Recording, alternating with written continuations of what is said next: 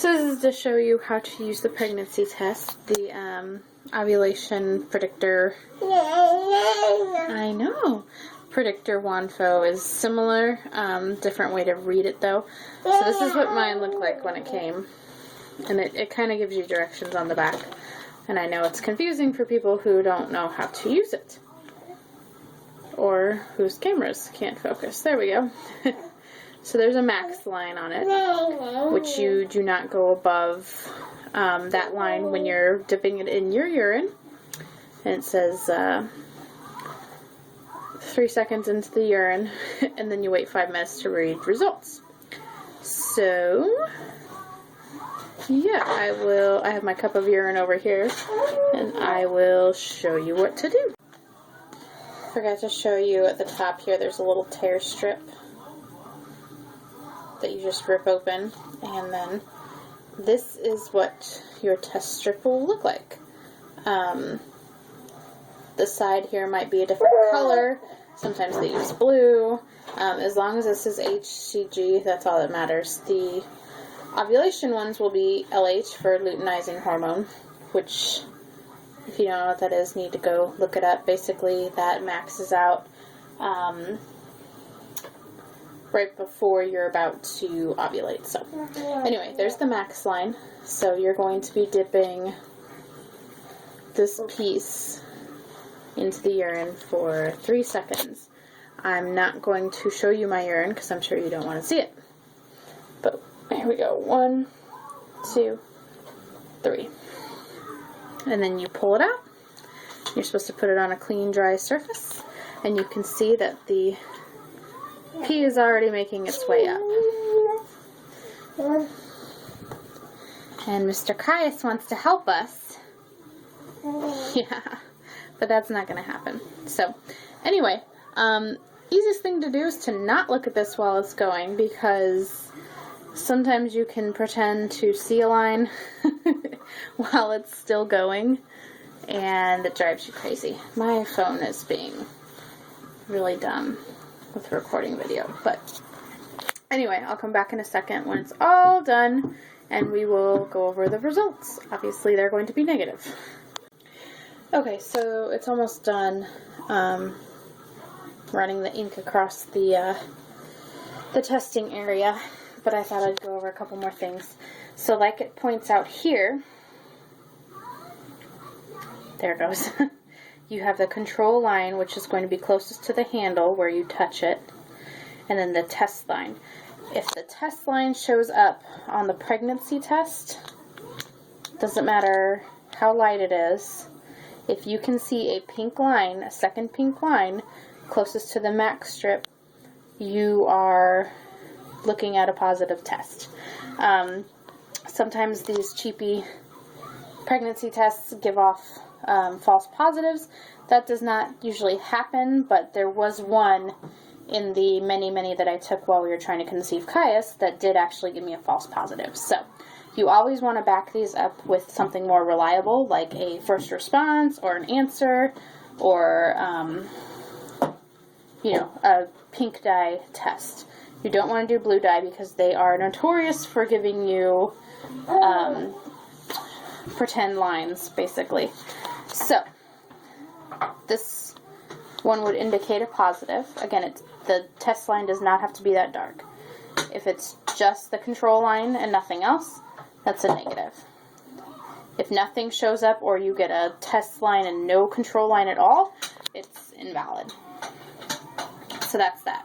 Also wanted to say that you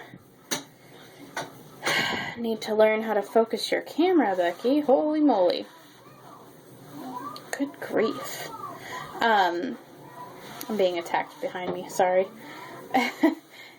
The best time to pee in a cup is either with first morning urine, so urine that you've held for 4 hours or longer and is not diluted. So when I was trying to conceive, I would drink maybe 1 cup of water before I went to bed, just so I didn't wake up feeling parched, and then not pee until the time that I woke up. Or if I woke up at, 5 in the morning or something to pee, I would get up, pee in the cup, and test then. Morning urine isn't always the best. Sometimes people get better results in the afternoon. My lines were always stronger with Caius in the afternoon.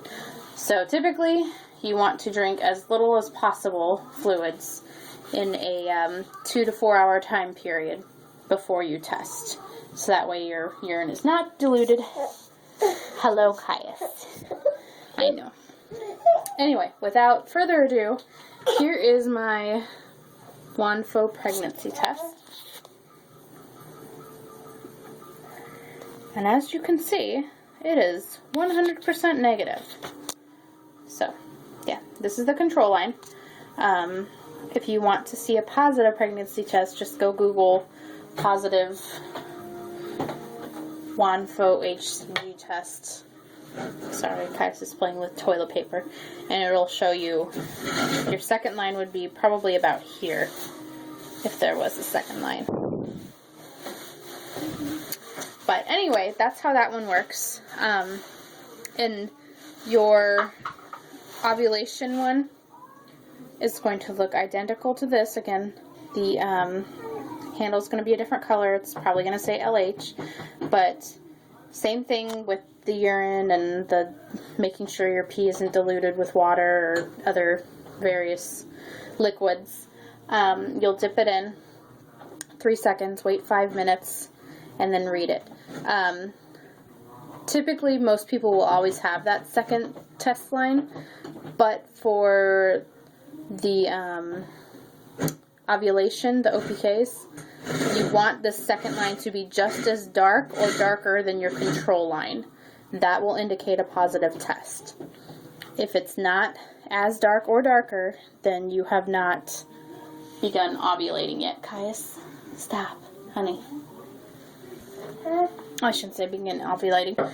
It's a hormone surge that lets your body know, the luteinizing hormone, that it's time to release an egg. So typically about 18 to 36 hours after you get a positive test for your ovulation, that's when you will ovulate.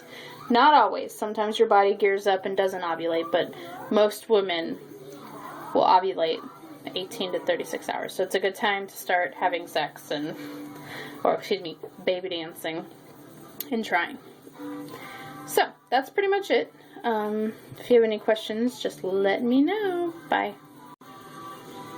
One final bit of information that I wanted to give that I almost forgot.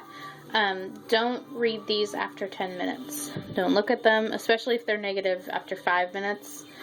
Don't look at them after 10 minutes, because sometimes a line will magically appear and you'll go, oh, cool, it's positive, and then you'll take a real test, like a first response, and it'll be negative, and then you'll be mad at yourself for wasting that. After 10 minutes, they pretty much can do whatever the heck they want.